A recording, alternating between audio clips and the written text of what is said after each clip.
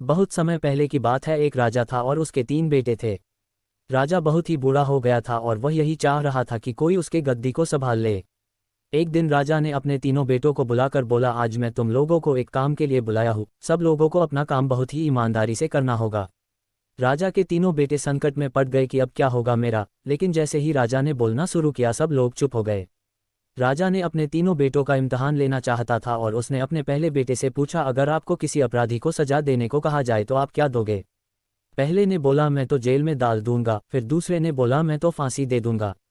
फिर क्या था, राजा ने अपने तीसरे बेटे से भी यही पूछा। तीसरा बेटा बहुत ही चालाक था और बोला, पिताजी मैं आपको कुछ बताने से पहले एक कहानी सुनाना चाहता हूँ। राजा ने कहा, तो आप शुरू हो जाओ। तीसरे लड़के ने बोला, एक बहुत ही अमीर राजा था और उसने एक तोता पाल रखा था और वह तोता से बहुत प्यार करता था। एक पल भी उसके बिना जी नहीं पाता था। एक दिन की बात है, तोता बहुत ही जिद करने लगा और बोला, मैं अपनी माँ से मिलना चाहता हूँ। तोते की इस बात को बार बार सुनकर राजा ने उसको जाने के लिए बोला और साथ में ये भी बोला, सिर्फ 1 सप्ताह में वह लौटकर वापस आ जाए तभी। तोता बहुत ही खुश हुआ और बोला, राजा आप बहुत ही अच्छे हैं, मैं जल्दी से वापस आ जाऊंगा। तोता अपनी माँ के पास पहुंच गया और बोला, माँ राजा जी बहुत ही अच्छे हैं, मैं उनका यह एहसान कभी भी नहीं भूलूंगा। जब तोते को वापस आने का समय हुआ तो उसने सोचा, क्यों न राजा जी के लिए कुछ तोहफा लेकर जाओ। वह जंगल में एक ऐसा आम का पेड़ था जिसको खाकर कोई भी इंसान जवान और अमर हो जाता था।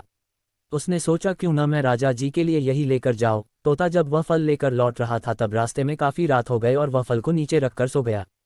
जब वह सो गया तो एक सांप ने उस आम को खा लिया और वह आम जहरीला हो गया।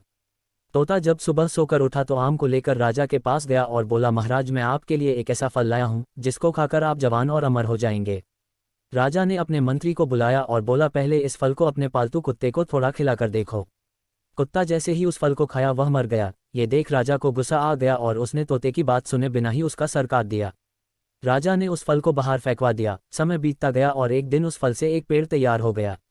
जब राजा को इस बात का पता चला तो राजा ने सबसे बोला, वह पेड़ जहरीला है और कोई भी इसका फल नहीं खाएगा। राजा की इस बात को सुनकर कोई भी उस पेड़ के पास भी नहीं जाता था। एक दिन एक बूढ़ा आदमी जो कि उस पेड़ के बारे में बिल्कुल भी नहीं जानता था, वह उस पेड़ के फल को खा लिया और देखते ही देखते वह जवान हो गया और उसने यह बात राजा को बताया और इस बार राजा ने फिर वही किया और इस बार राजा के दरबार का मंत्री जवान और अमर हो गया।